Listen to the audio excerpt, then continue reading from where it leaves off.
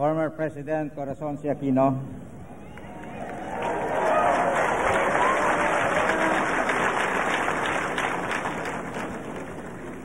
former President Mrs. Macapagal,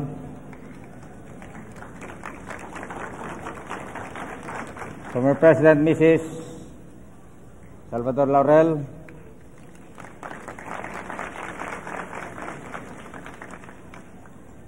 Vice President and Mrs. Joseph Estrada,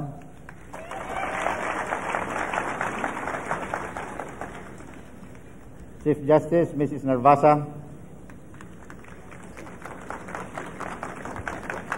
the honorable members of the Senate and the House of Representatives, the distinguished heads of delegations and members of their party, Your Excellencies of the Diplomatic Corps, fellow workers in government, ladies and gentlemen, mga minamahal kong kababayan.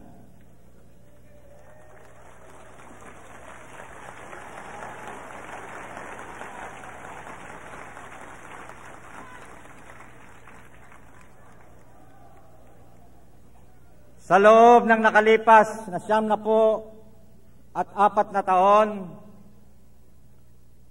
11 pinunong Pilipino ang tumindig at naging bahagi ng ganitong seremonya ng ating demokrasya na nagpapahiwatig sa ating mahal na republika ng makabuluhang pagpatuloy at isang panibagong simula. Ang kabanalan ng okasyong ito at ang panunumpa ng Pangulo ng Bansa ay isang paglingon sa nakaraan at pagharap sa kinabukasan. Ang kagitingan at katapatan ni dating Pangulong Corazon C. Aquino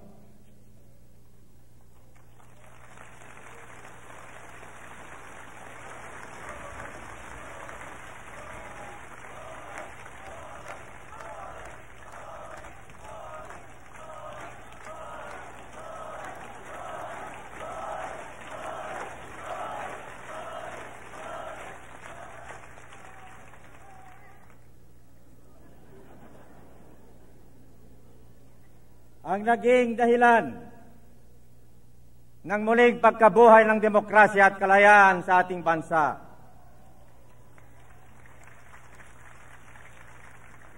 At ito'y matagumpay na pinagtanggol laban sa mga rebelde ng ating lipunan. Dahil kay dating Pangulong Aquino, ang demokrasya ay naging matatag na sandigan laban sa mga mapangapi.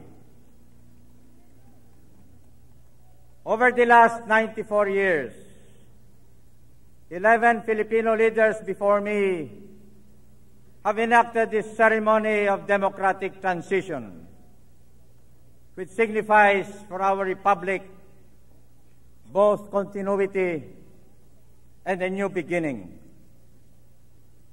This consecration of the presidency binds us to the past, just as it turns our hopes to the future. My courageous predecessor, former President Corazon C. Aquino, restored our civil liberties and then defended them tenaciously against repeated assaults from putschists and insurgents. She has made our democracy a fortress against tyrants.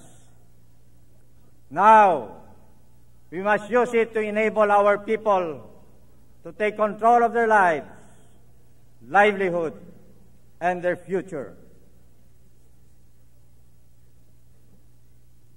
To this work of empowering the people, not only in their political rights, but also in their economic opportunities, I dedicate my presidency.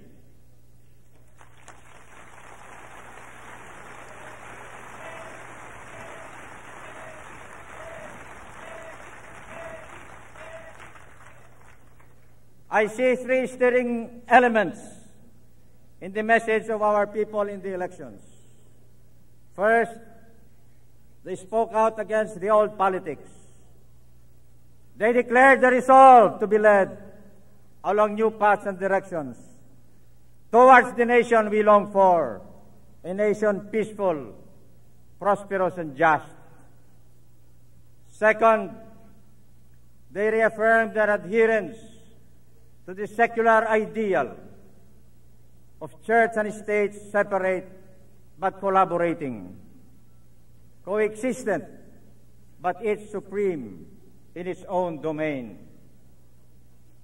In this spirit, I see myself not as the first Protestant to become president, but as the 12th Filipino president who happens to be a Protestant.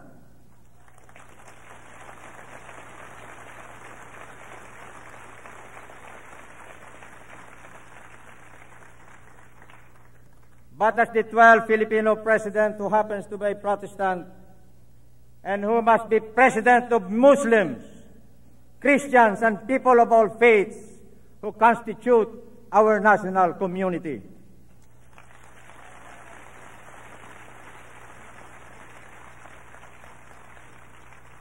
Third, our people spoke of their faith that we Filipinos can be greater than the sum of all of the problems that confront us, that we can climb higher than any summit we have already scaled.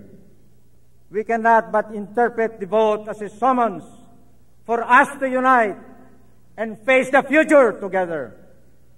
The people are looking not for scapegoats to blame, but for basic things to get done, and get done quickly.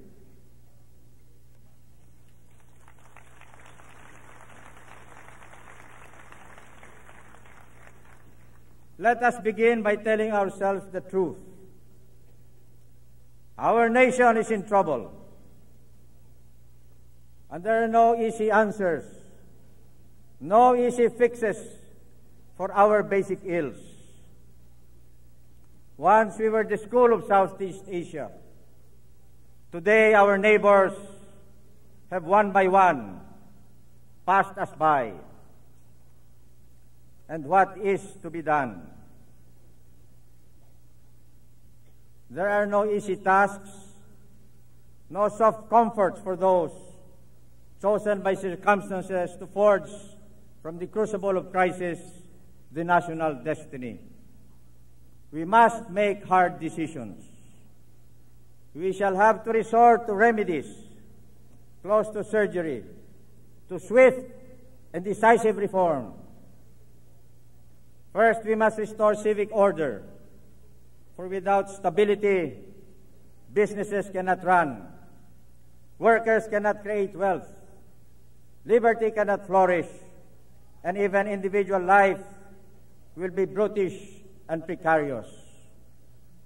Then we must make politics serve not the family, not the faction, nor the party, but the nation.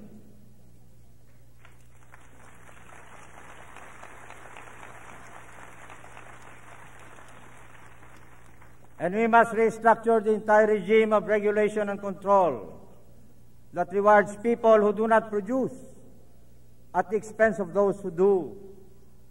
A system that enables persons with political influence to extract wealth without effort from the economy.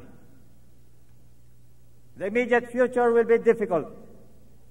In some areas, things could get worse before they get better. Sacrifices will be asked of every sector of society. But I am not daunted, because crisis has a cleansing fire which can make heroes out of ordinary people and can transform a plodding society into a tiger.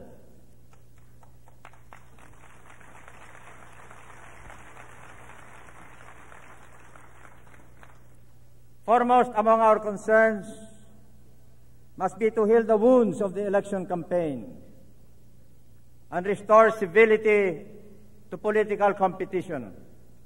for our people are weary of the intrigues and petty rivalries that have kept us down. I will continue to reach out to the groups and factions making up the political community. As early as possible, I will consult with the leaders of the Senate and the House of Representatives to work out the priorities of the legislative agenda. I will call on our mutinous soldiers and radical insurgents to give up their armed struggle. I will work with Congress in fashioning an amnesty policy that will enable errant reformists to enter civil society.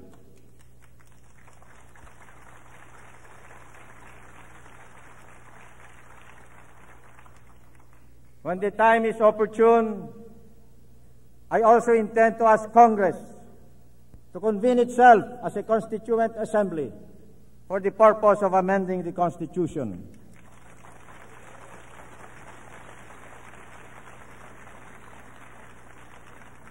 Let us strive to make our political system fairer to all and more representative of the vastness and variety of our country.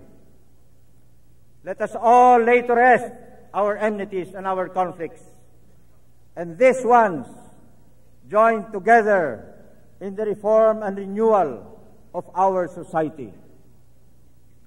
There are enough problems to engage us all, and if we surmount them, there will be enough glory to share.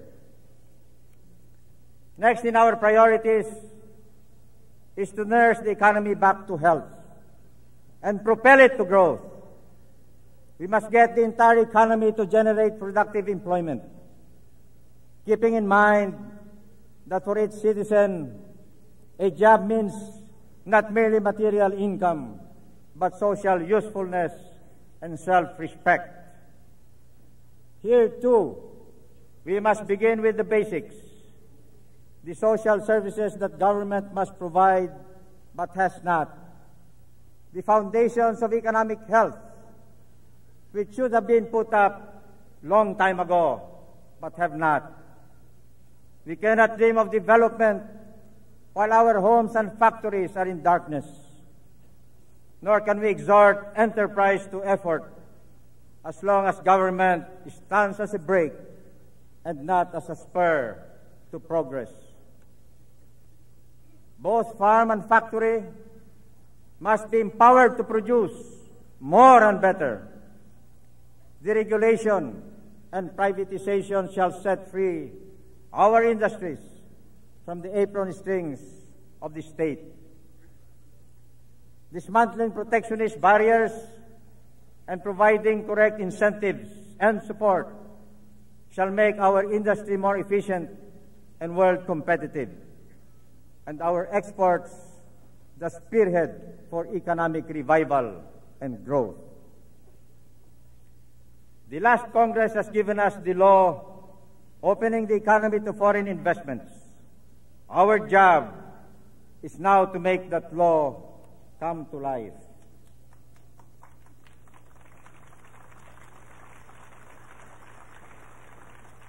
What we do for industry, we will supply in equal measure for agriculture, primarily because almost half of our workers still live on it, and equally because agriculture is the foundation for our industrial modernization. In this effort, we need a more realistic agrarian reform law, which we can fully implement for the empowerment of our farmers.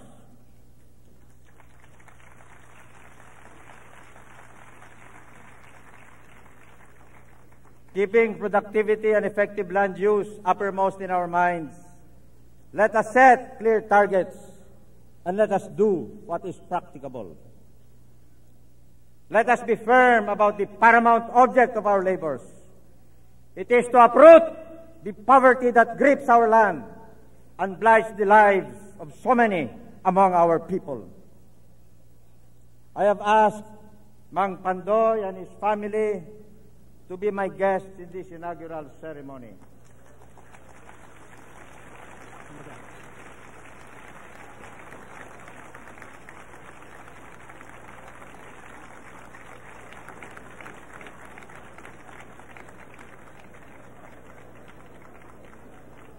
I have asked Mang Pandoy and his family to be my guests in this inaugural ceremony as proof of my resolve to obtain for families like theirs all over the country the humanities of life.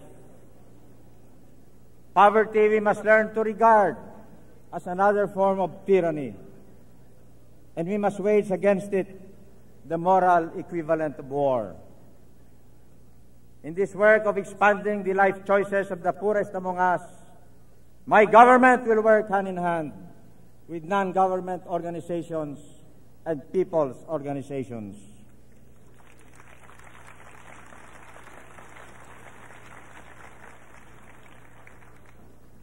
Throughout the campaign, I heard it said over and over that our national decline derives not from any flaw in the national character or any failing of the individual Filipino, but from government's historic failure to lead. We cannot deny the logic of that verdict. For when the systems, rules, and conditions are fair and sound, we Filipinos have excelled, sometimes to the astonishment of the world. My administration will prove that government is not unavoidably corrupt and that bureaucracy is not necessarily ineffective.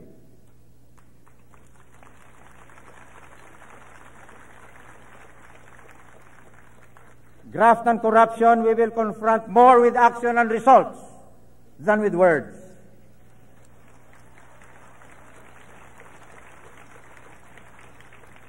We will go after both the bribe takers and the bribe givers. The bigger the target, the greater will be the government's effort.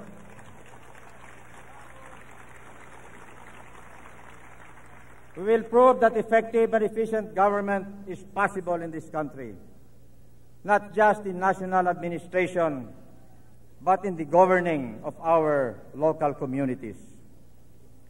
The road to development is by now much traveled. We Filipinos have lacked not the way, but the will. This political will, my presidency will provide.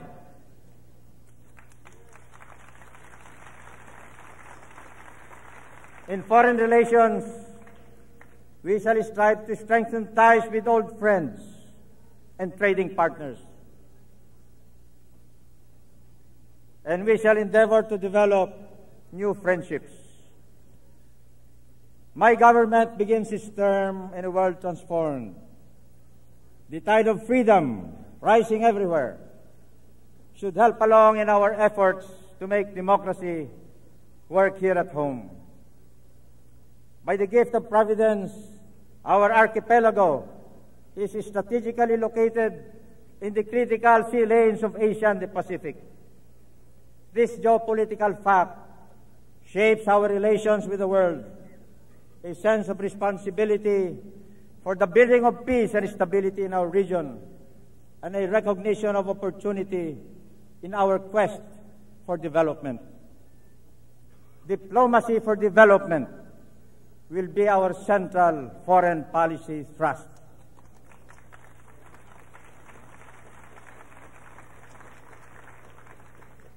While residual political military dangers may linger in the region, securing continued access to markets and technology must become Southeast Asia's primary concern.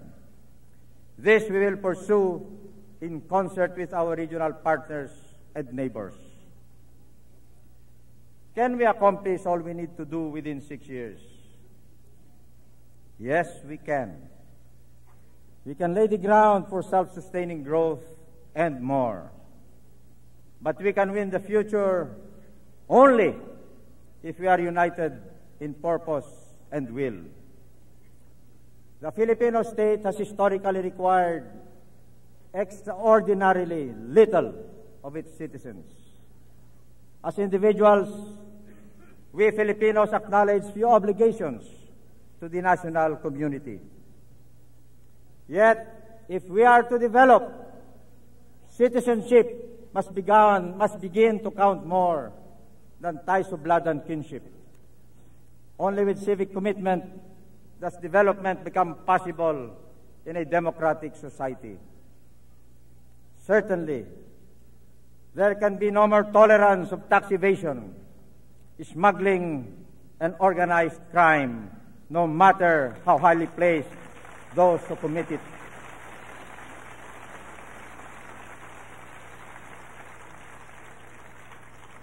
Nor can we continue to turn a blind eye to the social costs of unbridled profit. The loss of our forests, the desiccation of our soil, the drying up of our water resources, and the pollution of our cities. These are the public consequences of private irresponsibility.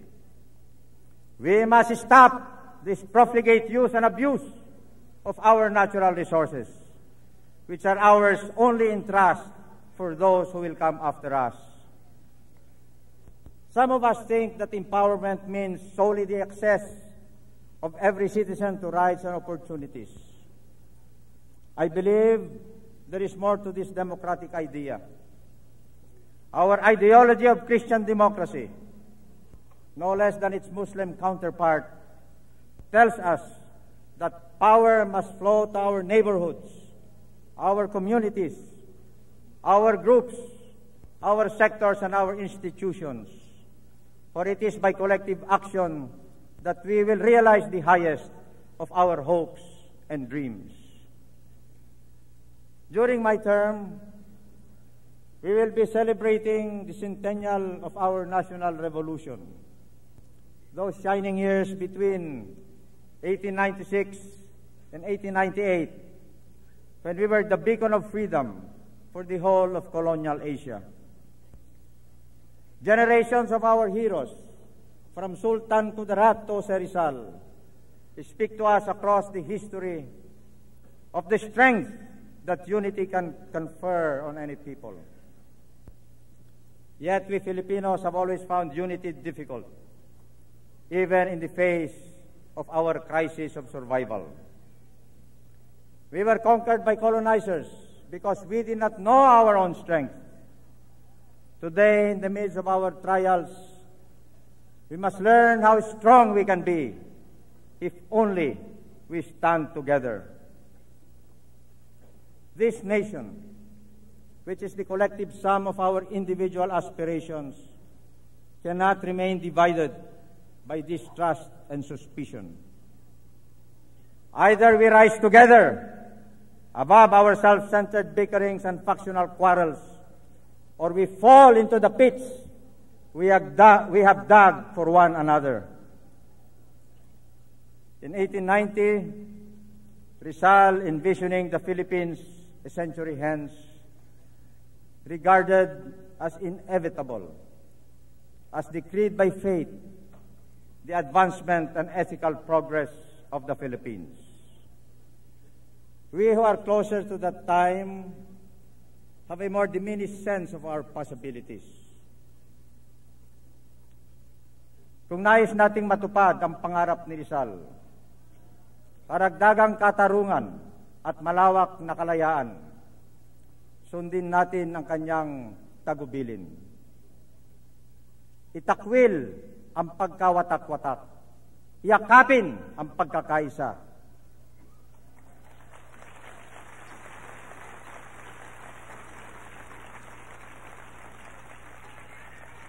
Yakapin ang pagkakaisa at minsan pa buhayin natin ang diwa ng ating bansa.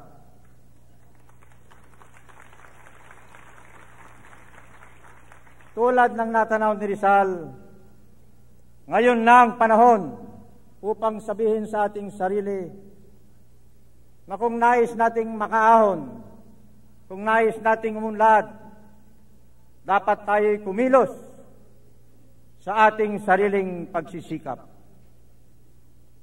Sa pagkilos na ito, sabi ni Rizal, dapat nating ibuhos ang buong liwanag ng ating mga kaisipan at lahat ng tibukin ng ating puso.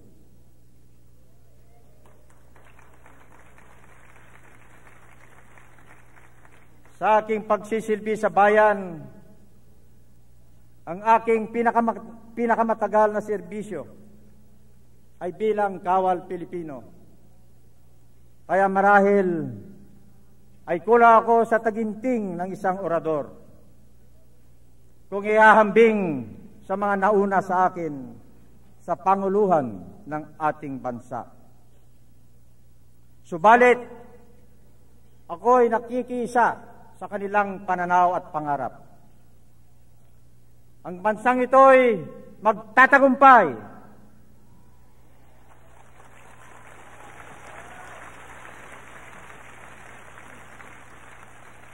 Ang bansang ito'y mananaig. Ang bansang ito ay uunlad muli kung tayo ay magkakaisa.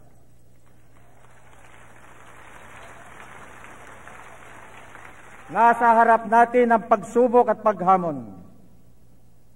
Harapin natin ng sama-sama at nagkakaisa. Huwag tayong mawawalan ng pagtitiwala sapagkat hindi tayo mabibigo. Ang ating mga layunin, ang ating mga mitin ay makatarungan. Kaya ang Panginoon ng ating mga ninuno ay tiyak na pumapatnubay sa atin. If we are to attain what Rizal wished for his posterity, more law and greater liberty, we must do as he prescribed. We must stifle our dissensions and summon once more the spirit of this nation.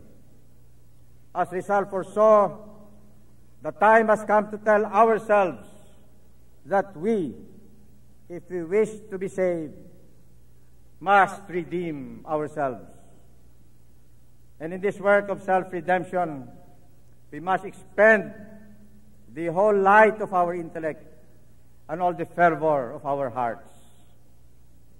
For most of my public life, I have been mainly a citizen soldier, wanting an eloquence compared to those who have preceded me in this rite of democratic transition. But I share their vision of what our nation can become. Our nation will endure. This nation will prevail. And this nation will prosper again because we will hold it together. Before us lies the challenge. Come then, let us meet it together.